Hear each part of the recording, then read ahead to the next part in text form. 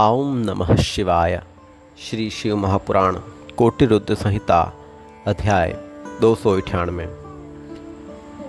गौतमी गंगा तथा त्र्यंबकेश्वर ज्योतिर्लिंग का महात्म्य वर्णन। ऋषि बोले, हे प्रभो, गंगा किस स्थान से जल रूप में प्रवाहित होकर प्रकट हुई? हे प्रभो, उनका महात्म्य सबकी अपेक्षा अधिक क्यों हुआ है, इसे आप बताइए। हे व्यास शिष्य, जिन दुष्ट ब्राह्मणों ने महर्षि गौतम को दुख दिया, उसके बाद भी उन्हें क्या फल मिला है, उसे कहिए। सूत जी बोले, हे ब्राह्मणों, उस समय गौतम के द्वारा प्रार्थना करने पर स्वयं गंगा जी शीघ्र ही उस ब्रह्मगिरी से प्रकट हुई। गूलर वृक्ष की शाखाओं से उनकी धारा निकली। तब सुप्रसिद्ध मुनि गौतम ने आनंद से उसमें स्नान किया। गौतम के शिष्य थे तथा अन्य आए हुए जो महर्षिगण थे, उन सभी ने वहाँ पर प्रसन्नतापूर्वक स्नान किया। तभी से उस स्थान का नाम गंगा द्वार प्रसिद्ध हो गया।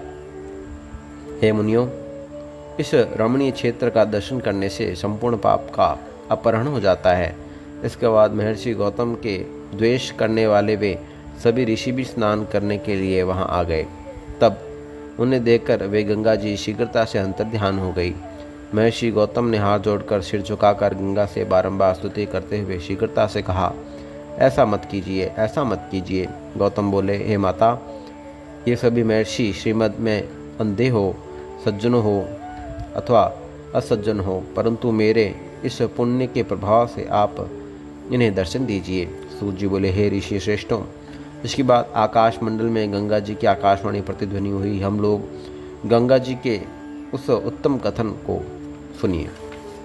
गंगा जी बोली, ये अत्यंत दुष्ट, कृतज्ञ, स्वामी से द्रोह करने वाले धूर्त और पाखंडी हैं। इन्हें देखना तक नहीं चाहिए। गौतम बोले, हे माता, महापुरुषों के इस कथन से आप सुनिए और भगवान शंकर के वचन को सत्य कीजिए। इस पृथ्वी पर जो मनुष्य आप अपकार करने वालों का भी उपकार करता है, मैं उससे पवित्र होता हूँ। यह भगवान का वचन है। सूत जी बोले, महात्मा, गौतम मुनि का यह वचन सुनकर आकाश मंडल से पुनः गंगा जी का कथन प्रतिध्वनित हुआ। हे गौतम महर्षि, आप सत्य हैं और कल्याणकारी वचन कह रहे हैं, फिर भी यह संसार को शिक्षा देने के लिए प्रायश्चित करेंगे। विशेष रूप से आपके अधीन हुए इन लोगों को आपकी आज्ञा से 101 बार इस पर्वत की परिक्रमा करनी चाहिए। हे मुने, तभी इन दुराचारी को मेरे दर्शन का विशेष अधिकार प्राप्त होगा। यह मैंने सत्य कहा है। पुनः सूत जी बोले, गंगा जी के इस बात को सुनकर उन सभी दीन ऋषियों ने हमारे अपराध को क्षमा कर दे। गौतम के इस प्रकार प्रार्थना कर पर्वत की परिक्रमा की। उन ऋषियों ने के द्वारा ऐसा करने लेने पर उन गौतम ने गंगा जी की आज्ञा से गंगा द्वार के नीचे वाले स्थान का नाम कुशाव्रत रखा। इसके बाद वे गंगा जी गौतम को प्रसन्न करने के लिए वहाँ पुनः प्रकट हुई। तब से वे श्रेष्ठ तीर्थ कुशाव्रत नाम से प्रसिद्ध हुआ। वहाँ स्नान करने वाला मनुष्य अपने सभी पापों को त्याग करके दुर्लभ विज्ञान प्राप्त कर शीघ्र ही मोक्ष का अधिकारी हो जाता है। उसके बाद वह जब गौतम और अन्य ऋषिगण परस्पर मिले, उस समय जिन्होंने पहले कृतज्ञता की, वे सभी लोग लज्जित हो गए। ऋषिगण बोले, हे सूत जी, हम लोगों ने तो इसे दूसरी तरह सुना है, हम उसका वर्णन करते हैं। गौतम ने क्रुद्ध होकर उन्हें शाप दिया था, आप ऐसा जानिए। सूत जी बोले, हे द्विजों, कल्प भेद के कारण वह भी सत्य है। हे सुव्रतों, मैं उस कथा का विशेष रूप से वर्णन करता हूँ। गौतम ने उन ऋषियों को दुर्भिक्ष से पीड़ित देखकर महात्मा वरुण को उद्देश्य कर बहुत बड़ा तप किया। उसके अंतर वरुण की कृपा से उन्होंने अक्षय जल प्राप्त किया और तत्पश्चात बहुत से धान तथा जो बोवाए।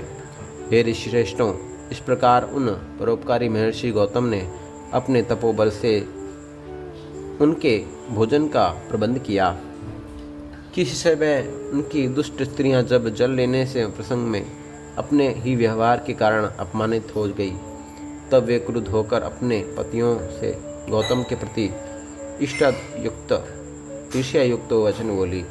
तब दुष्ट बुद्धि वाले तथा कुटिल अंतःकरण वाले उन ब्राह्मणों ने एक कृत्रिम गाय बनाकर उनकी फसल में चरने के लिए छोड़ दिया। तब गौतम ने अपने फसल को खाने से आसक्त उस गाय को देखकर उसे धीरे से हटाते हुए एक तिनके से मारा। हे प्रो, वह गाय तिनके के स्पर्श मात्र से भूमि पर गिर पड़ी और होनहार वर्ष क्षण भर में मर गई।